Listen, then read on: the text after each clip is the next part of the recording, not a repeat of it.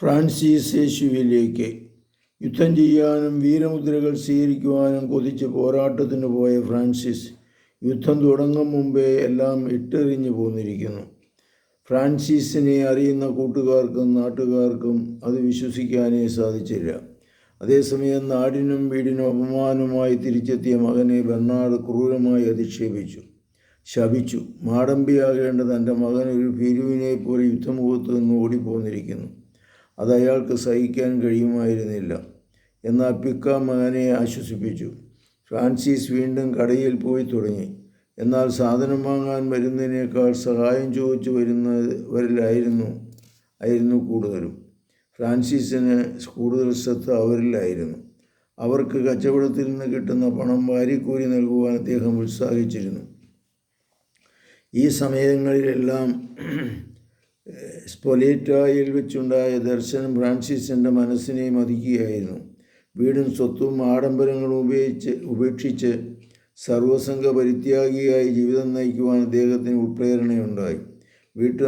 പാട്ടും നൃത്തവും കോമാളി വേഷങ്ങളുമായി നടന്ന കൂട്ടുകാർ ഫ്രാൻസിസിനെ അന്വേഷിച്ചെത്തി.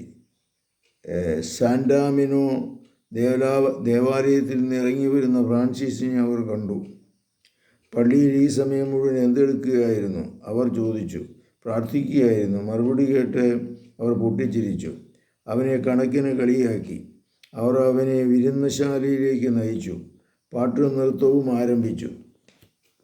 എന്നാൽ ഫ്രാൻസിസിന് ഇതിലൊന്നും വലിയ താല്പര്യമില്ലായിരുന്നു. ഈ ആഘോഷങ്ങളുടെ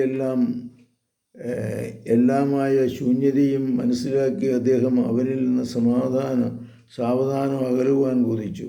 ഒരിക്കൽ ദൂരേക്ക് കണ്ണുകൾ ഉയർത്ത് സ്വകീയ അനുഭൂതിയിൽ എല്ലാം മറന്നു നിന്ന ഫ്രാൻസിസിനോട് കൂട്ടുകാർ ചോദിച്ചു, എന്തോ ഫ്രാൻസിസ് സ്വപ്നം കാണുന്നത്?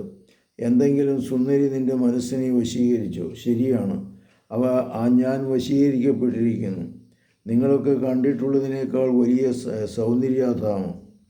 കുലീന. ഫ്രാൻസിസ് പറഞ്ഞത് ശരിയാണെന്ന് കരുതിയ അവർ അവനെ എടുത്തുയർത്തി നൃത്തം വെച്ചു. ജനനം മുതൽ വരെ യേശുവിനോടൊപ്പമായിരുന്ന ദാരിദ്ര്യമാണ് ഫ്രാൻസിസ് കണ്ട സൗന്ദര്യധാമമെന്ന് ഊഹിക്കുവാൻ അവർക്ക് കഴിഞ്ഞില്ല.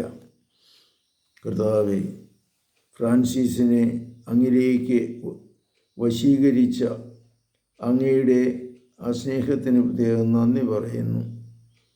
കർത്താവേ, ഞങ്ങളെയും ഞങ്ങളുടെ ആഡംബരങ്ങളെയും എല്ലാം മാറ്റി അങ്ങിലേക്ക് വരുവാനുള്ള കൃപാവരം ഞങ്ങൾക്ക് നൽകണമേ.